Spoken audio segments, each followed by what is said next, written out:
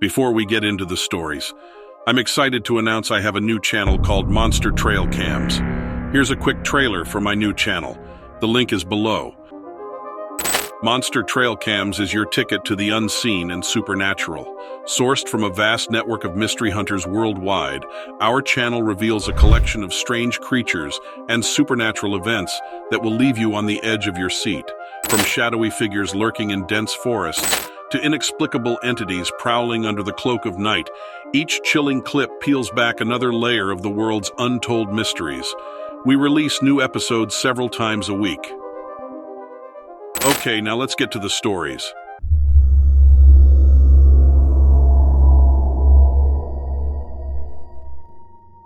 When I first decided I wanted to be a park ranger, I had this vision that it was just going to be me and the land. I thought it would be peaceful and quiet. I soon came to find out that half the time I'd be dealing with disorderly people, but still, I got to the point where I enjoyed it for the most part. This was in the early 2000s. I was working as a ranger in Cuyahoga Valley National Park in Ohio. When I started, I knew nothing about Ohio since I'd grown up on the West Coast. A lot of the time, my job involved patrolling campgrounds and parklands at night to ensure visitors were complying with quiet hours. I did a lot of making sure that no fires were being set outside of designated areas. I realized there was no telling what inebriated people would try to do. I had actually volunteered for the 9 p.m. to 5 a.m. shift when it was available. I was a real night owl. Around 3 a.m. one night, I got an alert from one of the campsites saying they couldn't find their friend. Part of that campground was out on a small peninsula. There were some coves and curved roads that made it easy to get turned around walking to the bathroom at night. It happened a lot. I got there and the friend seemed a little more scared than usual. They said they'd been searching for an hour already and there was no sign of him. They all smelled of alcohol and they all seemed between 18 and 20 years old. I didn't call law enforcement right away because often a drunk person would fall asleep on someone else's chair or picnic table or something. We'd usually find them soon enough and it wouldn't be a big deal. I got to their site and looked around. They were staying in a group site altogether. It was on a finger of a small peninsula consisting of 5 or 6 tent sites. They had 5 tents all around the big fire. There were beer cans everywhere and the fire was still smoldering. Their friend had been sleeping in a tent by himself, while the rest were still sitting around the fire. He'd gotten too drunk and tired himself out, so he had gone to lay down. They said around 2 a.m. they heard him rustling around in the tent. He had puked all over his mattress and inside of the tent. They went to help him out and he had walked into the nearby trees to pee, but then he didn't come back out. The trees were just a narrow strip, maybe 10 wide, bordering the water around the peninsula, so there shouldn't have been much area to get lost in. We kept calling his cell phone. It rang, but there was no answer. I did tend to worry about drowning, so I followed footsteps in the mud, which I assumed were his. They stopped abruptly, well before the water, still in the trees. I looked around, and it didn't seem like he could have jumped anywhere. And most of the trees around there were too big to be climbed, especially if you were drunk. The footsteps just ended. They didn't backtrack or anything. It was a little weird. We kept searching. We all searched until around 4:30 a.m. and then I decided to call it off and told them to wait until morning. It was most likely that he had fallen asleep out of sight somewhere. They went back to their tents to get some sleep. I was way too wired to go home, so I kept at it. I was used to staying up all night anyway. I just wanted to go sit down by the water and stay alert in case I noticed anything. On my way over there, I saw 2 things dangling down from a tree up ahead. When I got close enough to see them more clearly, I just freaked out and started backing away. They were feet, but they weren't human.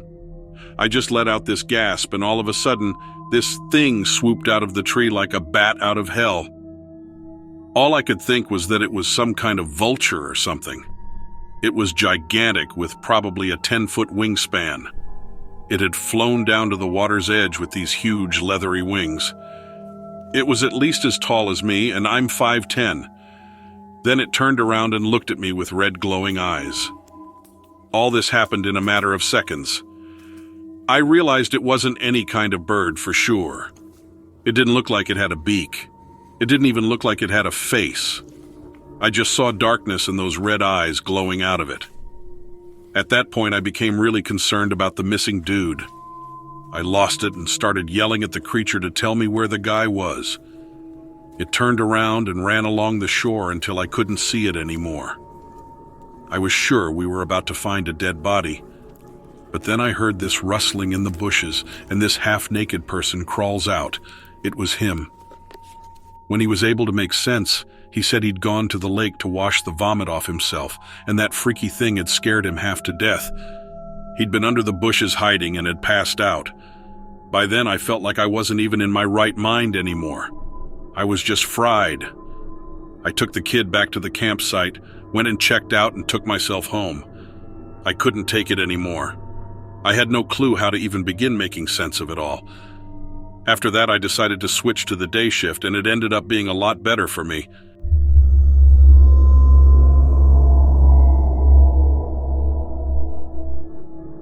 I just moved into a new house. My parents were, at this point, divorced. I had very few friends, and getting sleep was difficult.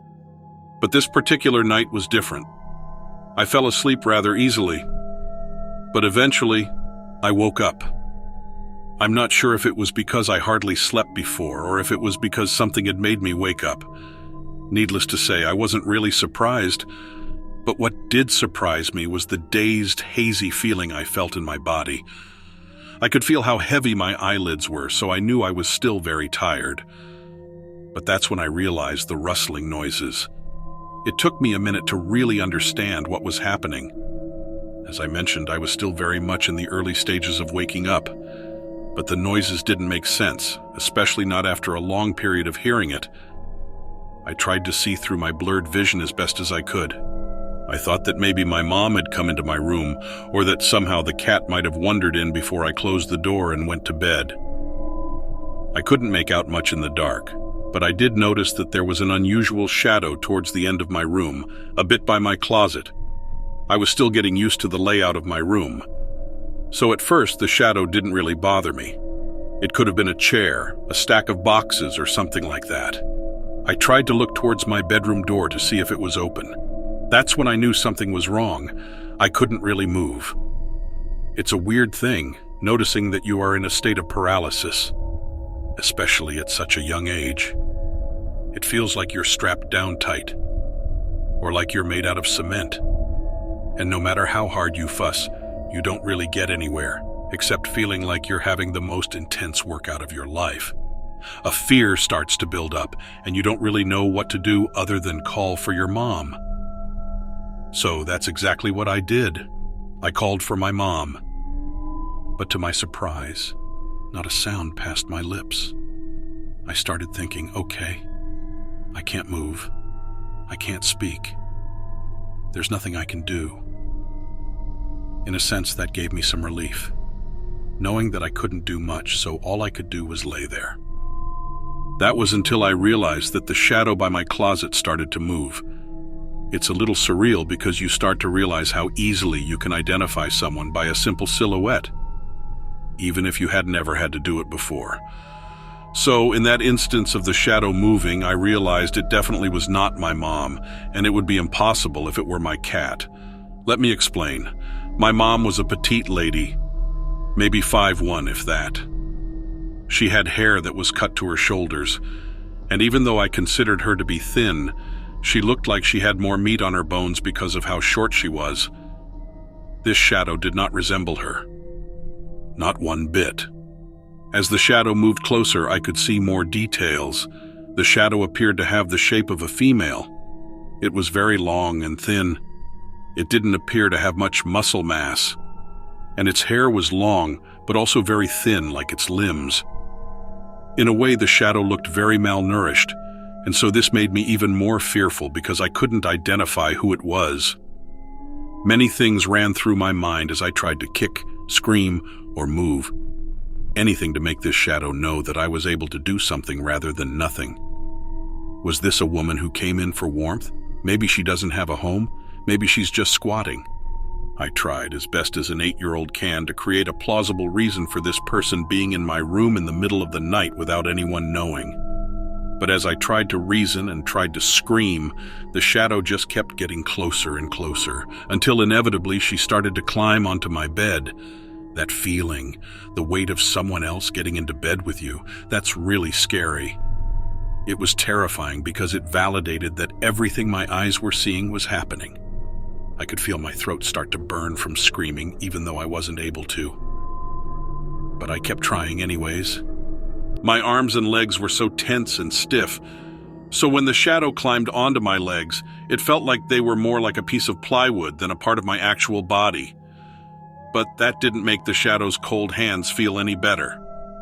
I closed my eyes because that seemed to be the only thing I had slight control over, but I could feel her climb onto my chest. She pinned me down. It didn't feel terribly different since I already felt like a cinder block was on top of me, but I could tell that's where she was. And she put her hands around my neck, or it felt that way at least. A weird sensation took hold of me. It was like she was sucking my breath straight out of my lungs. It was very hard to breathe. Between the paralysis, the weight of the shadow, and this feeling that she was sucking my breath out from me, I felt like I was suffocating. I was gasping for air, but I wasn't sure if I was even making a sound. When suddenly it all stopped. No more pressure. No more cold hands. I was able to breathe, but I still didn't move. And I certainly didn't open my eyes. I must have fallen asleep because the sun was shining through the windows, and I could finally move my head, arms, and legs. It was such a relief. And I had never felt so grateful to be able to rub my eyes and get out of bed. It was all just a crazy nightmare.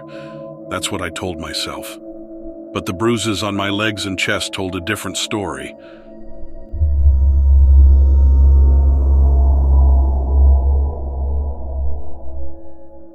So I am currently sitting in a hotel 2 cities away from my home.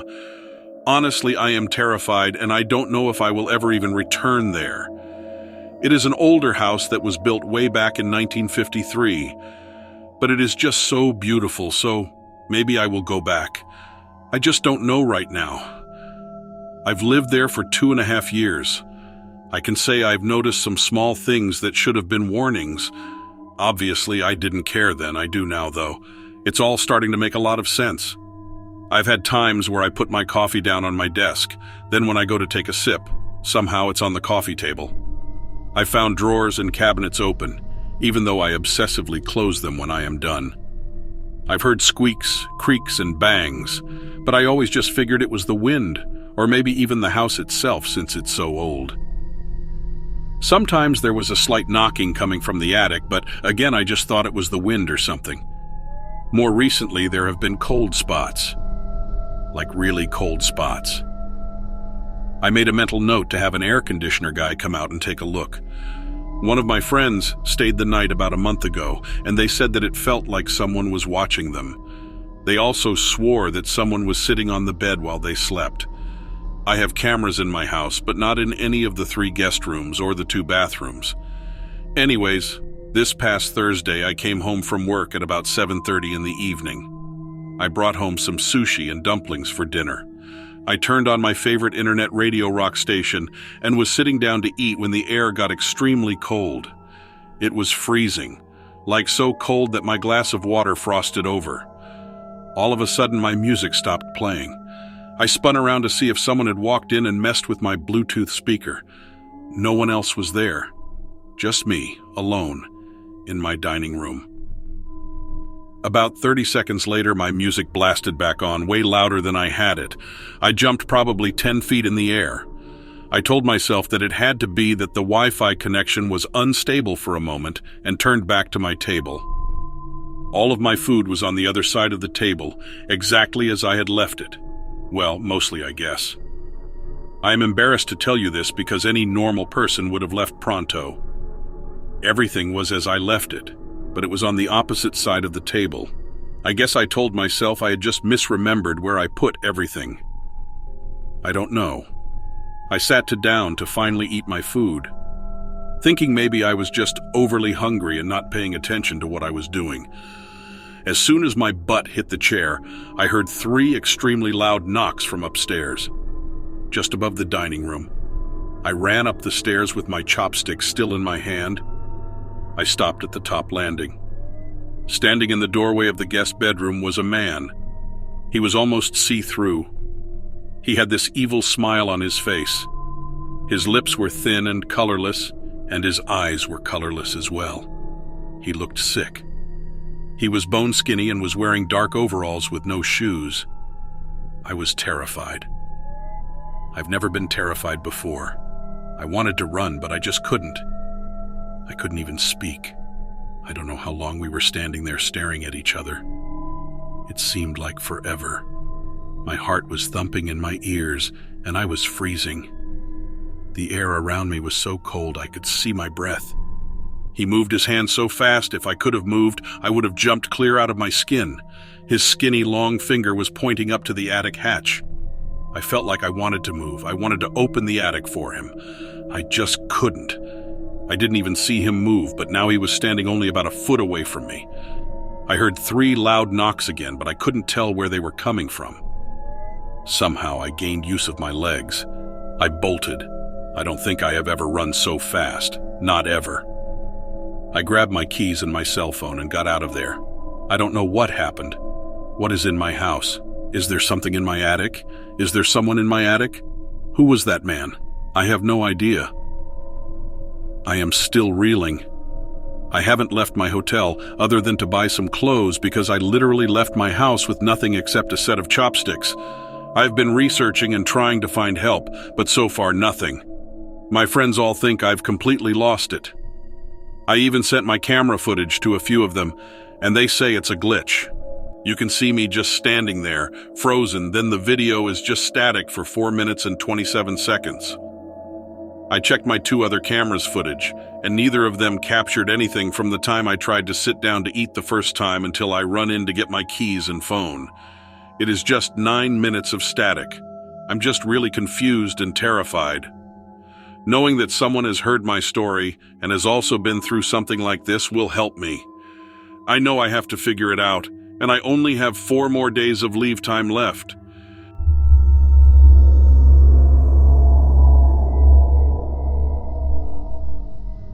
Five years ago, when I first got out of the Army and moved to Kentucky, I decided to get a dog. I'd long loved chows, so at the time I figured there was no better opportunity than then to get one. It's hard to find a good chow breeder, but I managed to find one all the way up in South Dakota. She was a gorgeous red chow that I named Foxy. I got a good deal on her from the breeder because she had been saved back for breeding stock, but as it turned out was infertile. So she was already a 1.5 years old by the time I brought her back to Kentucky to live with me. This dog wasn't used to the Kentucky woods. She'd lived her life on the flatlands of the prairie, so every time we'd go for a walk in the wooded trails, she was eager to take off ahead of me and search the area. Then every night when we'd get home, I'd spend an hour out in the yard with her picking the burrs and twigs out of her thick fur before I brought her in the house. On this particular day, we'd been at the trails maybe an hour before the sky took on a weird dark gray coloring, and I started noticing flashes of light behind the clouds. It looked strange, like an unusual storm was rolling in, but in a really unusual way. So I called Foxy and we headed back to my truck and headed home. Oddly, though, just a 1/4 mile down the road, the sky was clear. I thought about heading back, thinking the storm was passing over quickly, but Foxy was already in the car, and I didn't want to confuse her by heading back again, so we went home. I grabbed the box of grooming tools and sat out on the porch to clean Foxy up, and that's when I noticed the sky overhead was now looking very much the same way it had when we were at the trail. Still, I thought it was just a strange storm brewing and called Foxy over in the hope that we would get her cleaned up and in the house before any rain started pouring down. Chows are a naturally nervous dog, by the way, so at first it didn't really stand out to me that she seemed anxious about the change in the weather. She kept looking at the sky, taking in the distant flashing behind the clouds, and every now and then would let out a deep, low growl. I kept trying to reassure her. "It's okay, girl. Shh." But she just didn't seem to believe me. All at once, though, I got scared too. I watched as something dark came down, lowering itself through the clouds. It never quite came out from behind them fully, but eventually it was close enough to the bottom of the clouds that I could see the shape of it hovering just above the mist. It was large, round, and the flashing lights were attached to it at its ends. Foxy pulled away from me and ran to the edge of the yard, where she was directly below it, and started barking up at the sky. She was obviously protecting me and trying to chase it off. As she stood there barking, a large flash of light came out from under the object, and a beam came through the cloud, zeroing in on her. She was right in the middle of it, barking away, and the beam seemed to be almost magnetized. There was enough static within the beam that her fluffy coat was raising, sticking out every direction. Then it was like a strobe light. Dark light, flashing so quickly I had to squint my eyes to protect myself. It lasted only a moment. Then, when I opened my eyes, skies were clear blue and sunny. There wasn't a cloud up there, and Foxy was gone. I went to my neighbor's house and knocked on their door to get help. I just needed someone else to be helping me deal with this.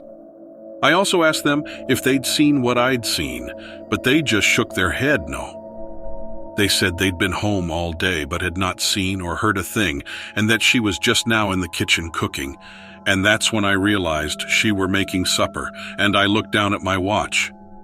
4 hours had passed. I don't know how I lost that much time. The strobing only went on for less than a minute, it felt like, and Foxy and I were just getting ready to head in for lunch when it started. Had I really sat on the porch all that time, staring off at nothing? I had no idea how to deal with what I was experiencing, and so headed back home to see if Foxy was back there. Luckily, she was standing on the porch at the front door when I got home. But she had this strange look in her eyes. But even stranger yet was the fact that her fur was still standing on end like it was when I had last seen her. To be honest, it was the better part of a week before it returned to normal. I don't have any good answers for what I experienced that day. I can only hope that whatever it was stays far away from us and we never have to experience it again.